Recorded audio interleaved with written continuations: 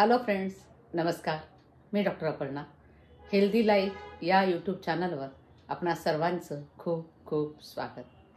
आज माझ्या यूट्यूबचे जे विषय आहे तो विषय सोडून एक वेगळ्या विषयावर मी बोलणार आहे. एक संदेश देश के नाम. प्रत्येकजण आपापल्या परीने देशसेवा करण्याचा प्रयत्न करीत असतो. मतदान करणं हा सुद्धा देशसेवेचाच एक भाग आहे.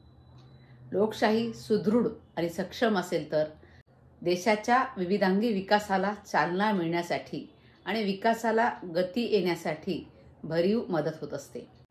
याच दृष्टिकोनातून या देशाचा नागरिक म्हणून प्रत्येकाने आपला मतदानाचा हक्क प्राधान्याने बजावणं नितांत गरजेचं आहे. किंबहुना मतदानाचा हक्क बजावणं म्हणजे राष्ट्रीय कर्तव्य बजावणं असं म्हटल्यास वावगं ठरणार नाही.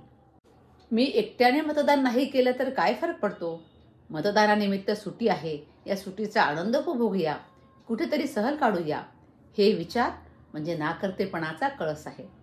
पण थेंबे थेंबे तळे साचे या उक्तीप्रमाणे एका एका मतानेच मतांचा हा डोंगर उभा राहत असतो. त्यामुळे प्रत्येक व्यक्तीने मतदान करून आपला मतदानाचा हक्क बजावण्याबरोबरच लोकशाही अधिक सक्षम करण्यासाठी आपलाही खरीचा वाटा उपयुक्त होतो, ही बाब गांभीर्याने लक्षात घ्यायला हवी. मतदारांनी आपला मतदानाचा हक्क बजावून एक सार्वभौम शक्तिशाली लोकशाही राष्ट्र उभारण्यास आपल्या मतदानाच्या स्वरूपात सहकार्य करावं, ही छोटीशी अपेक्षा. मतदान केंद्रावर जाताना काय काळजी घ्यावी बरं? मतदान केंद्रावर जाताना, मतदानासाठी बाहेर पडताना स्वतःचा मोबाईल सोबत घेऊन जाऊ नका. बूथवर मोबाईल नेण्यासाठी बंदी आहे, त्यामुळे मोबाईल घरीच ठेवा. आणि मत देताना एक लक्षात ठेवा की स्लिप येईपर्यंत जवळपास 7 सेकंद ते बटन दाबून ठेवा.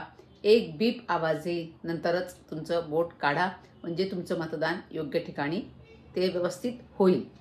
म्हणून ही काळजी घ्या, म्हणजे तुमचं मत हे वाया जाणार नाही. प्रत्येकाने आपला मतदानाचा हक्क हा बजावलाच पाहिजे आणि इतरांनाही प्रवृत्त केलं पाहिजे. धन्यवाद. चला सगळेजण मिळून आपण मतदान करूया आणि एक सक्षम नेतृत्व निवडूया. धन्यवाद.